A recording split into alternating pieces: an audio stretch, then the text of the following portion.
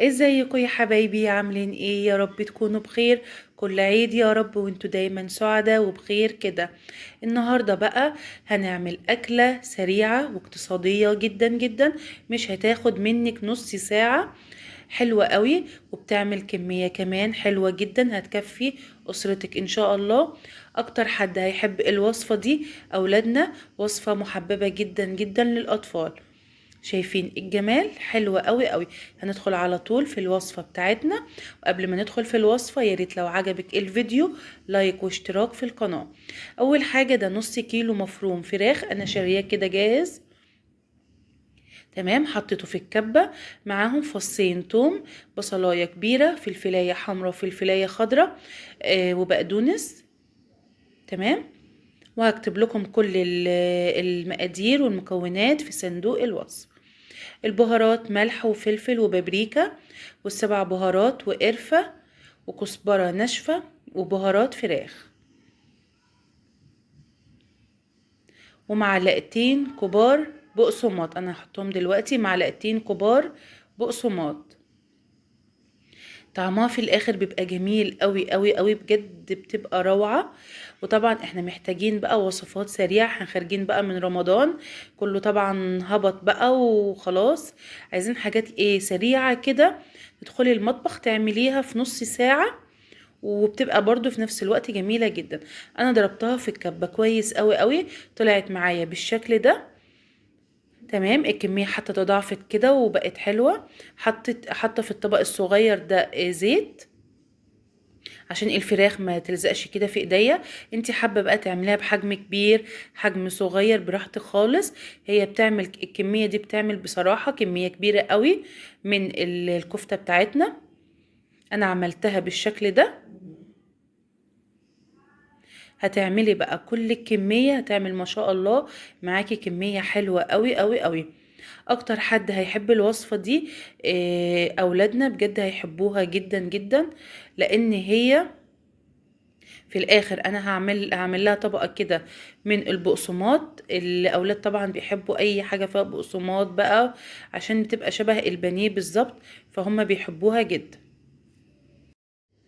هنعمل كل الكمية بتاعتنا، وهي ما شاء الله بتعمل كمية حلوة جدا جدا من نص كيلو بس. عملت معايا كل الكمية دي حلوة قوي قوي. هندخلها بقى التلاجة نص ساعة كده. تمام، وبعدين هحط بقى ده بيض على لبن والخليط التاني ده بقسماط على معلقتين نشا كبار ومعلقتين دقيق كده كبار. تمام، هحط بقى في البيض واللبن وبعدين في خليط البقسماط. بجد حلوة جدا جدا، انتوا لازم فعلا تجربوها. والاحسن من ده كله ان هي سهلة، نص ساعة كل حاجة بتبقى خلصانة. والاهم من ده ان هي هتعجب اولادنا وتعجب العيلة كلها، وبتعمل كمية حلوة جدا. شايفين الجمال؟ حلوة قوي قوي.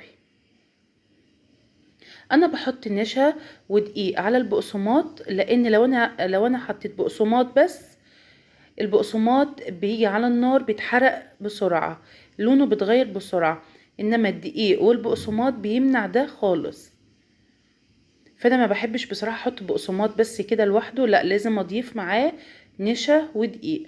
طبعا النشا بتخلي الطبقة الخارجية بتبقى مقرمشة وجميلة قوي قوي قوي.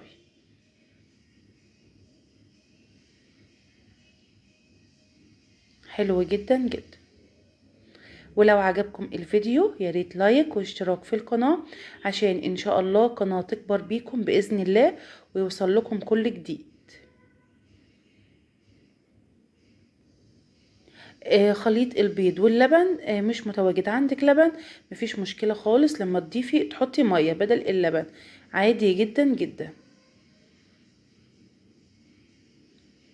هعمل بقى كل الكمية بالشكل ده. تمام، دي كل الكمية بتاعتي ما شاء الله كمية حلوة جدا. زيت بقى كده على النار والزيت يكون سخن، وبعدين هننزل بالكفتة بتاعتنا. دي كفتة بانيه. الكفتة البانيه بجد من احسن الوصفات اللي انت ممكن تعمليها، وكمان موفرة قوي قوي وبتعمل كمية كبيرة. نفس الطريقة برضو ممكن نعملها في اللحمة المفرومة. في اللحمة المفرومة بتبقى حلوة قوي قوي. طبعا احنا منقلبش الا لما تتأكدي ان هي احمرت من تحت. النار بتبقى عالية، هي بتستوى بسرعة، ما بتاخدش اي وقت خالص على النار. شايفين الجمال؟ شايفين اللون؟ بجد روعة. خلاص هبتدي بقى اشيل كده. شايفين الجمال؟ حلوة قوي قوي قوي بجد، كانت خطيرة بجد، حلوة جدا جدا. تعملي بقى جنبها مكرونة سباكيتي او الرز اللي هو الاصفر ده، او تعمليها في سندوتشات. يا سلام، تبقى جميلة قوي قوي. واحنا داخلين بقى على الصيف بقى والخروجات والتجمعات وكده، هتبقى جميلة قوي. عملت كل الكمية، شايفين ما شاء الله بجد تحفة. انا كنت عملت جنبها رز اصفر مع شيبسي كده. شايفين الجمال؟ حلوة قوي قوي بجد، روعة. انتوا لازم فعلا تجربوها. الخضار كده باين فيها وجميلة قوي،